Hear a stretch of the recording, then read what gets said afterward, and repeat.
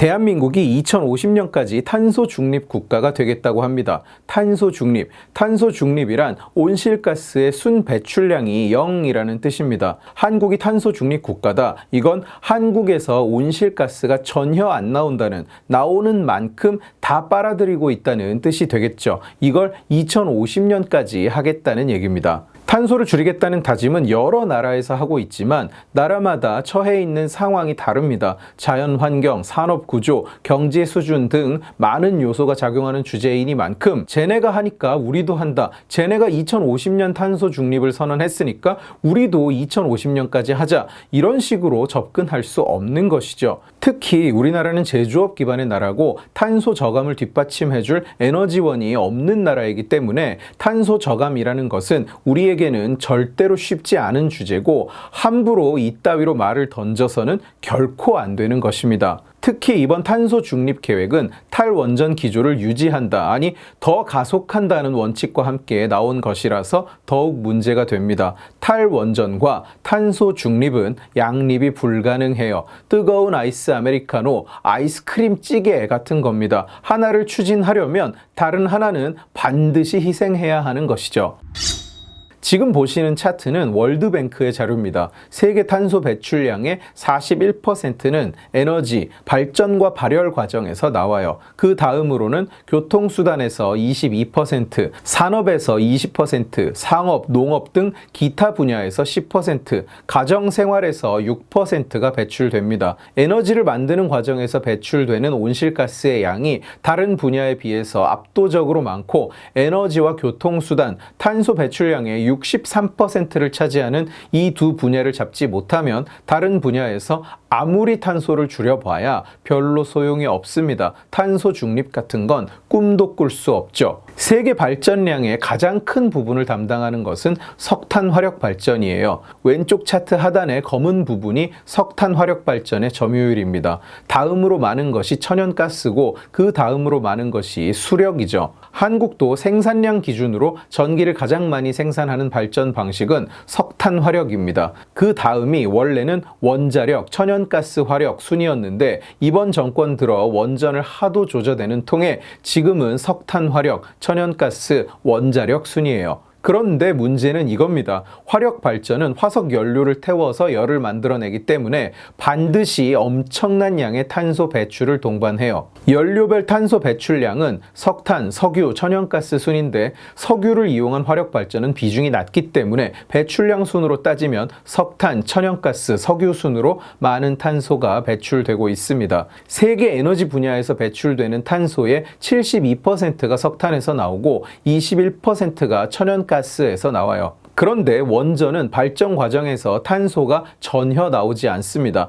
아예 나오지 않아요. 발전 과정 기준으로는 탄소 배출량이 가장 낮은 발전 방식이 원자력이고 그 다음이 수력입니다. 채굴 과정에서 나오는 탄소 배출량을 다 합쳐도 원자력은 수력 다음으로 탄소 배출량이 낮아요. 거의 없다시피 합니다. 아까 보여드린 차트를 다시 한번 보여드릴게요. 왼쪽이 발전량 차트예요. 총 발전량에서 각 발전 방식이 차지하는 비율. 노란색으로 표시된 것이 세계의 전기 생산에서 원자력 발전이 차지하는 포션입니다. 오른쪽 차트는 각 발전 방식이 배출하는 탄소의 양이에요. 자세히 보세요. 노란색이 없죠? 왼쪽 차트에 보이는 노란색과 파란색이 오른쪽 차트에는 보이지 않습니다. 이게 무슨 뜻이냐 하면 노란색 원자력과 파란색 수력은 탄소를 발생시키지 않는다는 뜻이에요. 그런데 정부는 탄소 배출을 줄이겠다고 입으로만 떠들면서도 실제로 지금 짓고 있는 발전소의 대부분은 화력입니다. 특히 이번 정부 들어 짓기 시작한 발전소는 모두 석탄과 가스를 쓰는 발전소예요. 말로는 탄소를 줄이겠다, 탄소 중립을 하겠다고 떠들면서도 새로 만드는 발전소는 모두 탄소를 쏟아내는 발전 설비인 겁니다. 괴상하지 않아요? 주둥이로만 저탄소 떠들면서도 실제로 하는 짓은 대안도 없이 일단 원전을 닫고 화석 연료를 태우면서 그 빈자리를 메꾸고 있는 거예요. 탄소를 줄이는 척만 하면서 실제로는 다른 꿍꿍이를 가지고 있는 겁니다. 이쯤 되면 저짝 애들이 또 무슨 말을 꺼낼지 짐작이 되시죠? 신재생 에너지 타령을 시작할 겁니다. 실제로 문 대령통도 신재생 에너지를 써서 탄소 중립을 하겠다는 덜 떨어진 소리를 계속하고 있어요. 그런데 신재생 에너지는 자연 환경에 영향을 크게 받습니다. 아까 잠깐 수력 발전소도 탄소를 발생시키지 않는다고 말씀드렸는데 그럼 수력 발전으로 대체할 수는 없느냐? 없습니다. 자연 환경이 따라줘야 가능한 것이니까요. 스웨덴 같은 경우에 전력의 40% 안팎을 수력으로 생산해요. 우리는 그게 불가능하니까 못하는 거죠. 신재생 에너지라고 불리는 것들도 마찬가지예요. 지금 한국의 신재생 에너지는 거의 대부분이 약 70% 정도가 태양광이고 10% 정도가 풍력입니다. 그런데 한국은 태양광이나 풍력 발전의 입지가 아주 좋지 않은 곳이에요. 세계에서 가장 큰 태양광 발전소, 세계에서 가장 큰 풍력 발전 설비가 어떤 입지에 위치해 있는지 생각해 본다면 쉽게 알 수 있는 거죠. 그러다 보니까 발전 설비 용량은 계속 늘려가는데 발전량은 늘지를 않아요. 2019년 기준 한국의 전체 발전 설비에서 신재생에너지 설비가 차지하는 비중은 13%나 됩니다. 그런데 한국에너지공단에 따르면 태양광 발전량, 설비 용량이 아니라 실제로 발전한 양은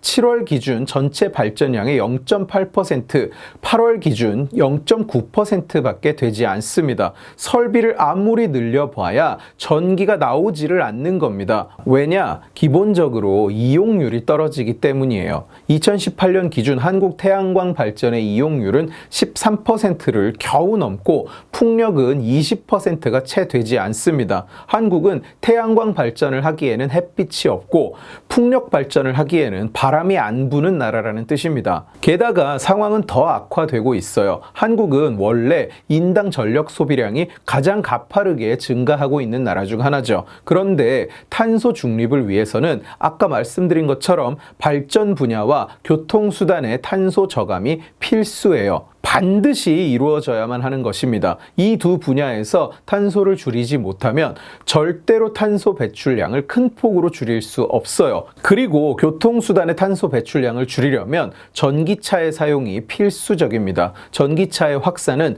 반드시 전력 수요 증가를 동반하죠. 한국산업연합포럼에서 계산한 바에 따르면 좀 극단적인 상황을 가정한 것이기는 하지만 한국의 모든 차를 다 전기차로 전환하면 최대 원전 102기를 더 지어야 한다고 합니다. 그리고 이 엄청난 용량을 태양광으로 커버한다? 밤이면 꺼지고 비 오면 꺼지고 구름 끼면 꺼지는 태양광으로? 실제로 박원순이 서울시의 모든 집에 태양광 패널을 달아서 원전 4기를 닫자는 운동을 한 적이 있는데 계산해 보니까 태양광 패널 이용률을 50%로 가정해도 원전 4기를 닫으려면 서울시 면적의 80%를 태양광 패널로 덮어야 되더군요. 그런데 태양광 설비 이용률은 절대로 50%가 될 수 없죠. 현재 13%라고 하니까. 그리고 참고로 태양광 발전에서 나오는 탄소가 원자력에서 나오는 탄소보다 많습니다. 이 외에도 산업 현장에서 또 가정에서 탄소를 저감하려면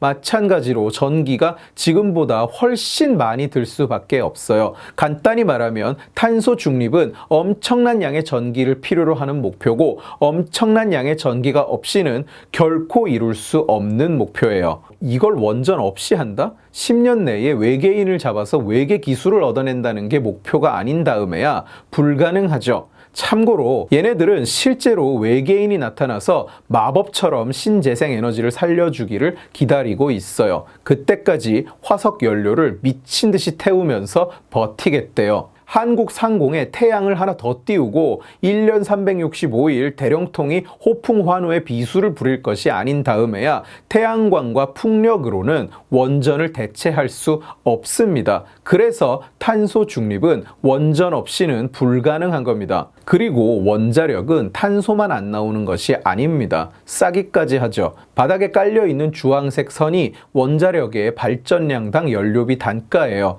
석탄과 가스의 단가는 원자력의 8배에서 11배에 이릅니다. 요즘 자기가 불리한 국내의 모든 현안에 대해 입을 철통같이 닫고 있는 문 대령통이 며칠 전에 유일하게 입을 열어서 한 소리가 이겁니다. 탄소 중립하겠다. 저는 처음에 듣고 이제 탈원전을 포기하겠다는 얘기인 줄 알았어요. 그 두 가지는 절대 함께 할 수 없으니까. 그런데 아니더군요.